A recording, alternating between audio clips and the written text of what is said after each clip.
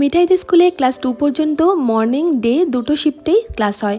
মিঠাই day শিফটে পড়ে, আর যখন ফাইনাল পরীক্ষা হয়, অ্যানুয়াল প্রোগ্রামে রিহার্সাল হয়, স্পোর্টস হয়, তখন ওদের ডে মর্নিং একসাথেই হয়। আজ শনিবার, ওদের স্কুল শনিবার ছুটি থাকলেও অ্যানুয়াল প্রোগ্রামে রিহার্সালের জন্য আজকে ওদের স্কুলে যেতে হবে। সকাল 7টায় বাস আসবে, তার আগে ওকে আমাকে খাইয়ে দাইয়ে টিফিন বক্স আর জলের বোতল ব্যাগে ভরে ওকে স্কুলে পাঠাতে হবে।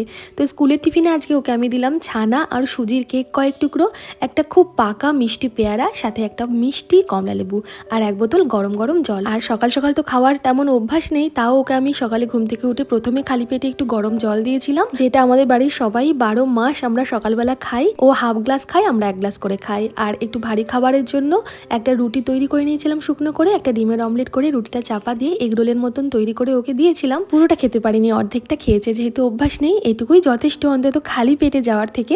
আপনাদের আজকের ভিডিওটা কেমন লাগলো জানাবেন কিন্তু। ধন্যবাদ।